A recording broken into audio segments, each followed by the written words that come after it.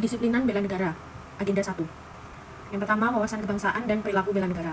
Wawasan kebangsaan sendiri memiliki arti, cara pandang bangsa Indonesia dalam rangka mengelola kehidupan berbangsa dan bernegara yang dilandasi oleh jati diri kesadaran terhadap sistem nasional. Yang kedua, nilai dasar bela negara berdasarkan Undang-Undang Nomor 23 Tahun 2019 Pasal 7 Ayat 3 meliputi: yang pertama adalah cinta tanah air, yang kedua sadar berbangsa dan bernegara, yang ketiga setia pada Pancasila sebagai ideologi negara, yang keempat berkorban untuk bangsa dan negara, yang terakhir kemampuan awal bela negara.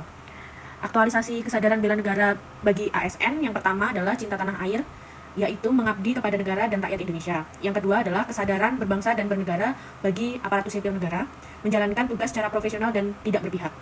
Yang ketiga, setia pada Pancasila sebagai ideologi negara, memegang teguh ideologi Pancasila tersebut. Yang keempat adalah rela berkorban untuk bangsa dan negara, contohnya memberikan layanan kepada publik dengan jujur, secara tanggap, cepat, akurat, berdaya guna, berhasil guna, dan santun. Yang kelima yaitu kemampuan awal bela negara, dengan memiliki kemampuan dalam melaksanakan kebijakan dan program pemerintahan. Yang kedua adalah analisis isu kontemporer, perubahan lingkungan strategis. Perubahan adalah suatu yang tidak bisa dihindari dan menjadi bagian dari perjalanan hidup manusia. Sehingga jika tidak ingin tertinggal oleh zaman, maka kita harus beradaptasi dan mencoba memanfaatkan perubahan yang terjadi. Isu-isu strategis kontemporer, yakni setiap PNS mengetahui dan menyadari isu-isu strategis yang sedang terjadi, seperti diantaranya korupsi, narkoba, paham radikalisme atau terorisme, money laundry, proxy war, atau kejahatan komunikasi massal seperti cybercrime, hate speech, dan hoax.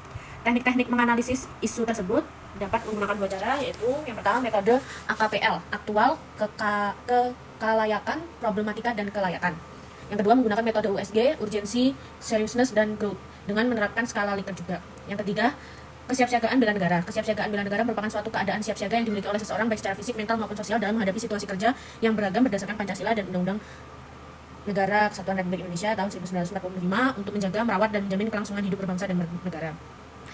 Selanjutnya, mengimplementasikan pada latsar CPNS kali ini, yaitu yang pertama, CPNS yang siap siaga adalah CPNS yang mampu meminimalisir terjadinya hal-hal yang tidak diinginkan terkait pelaksanaan kerja. Bentuk siap siaga yang dimaksud contohnya adalah tanggap dan mau tahu terkait dengan kejadian permasalahan yang dihadapi bangsa negara.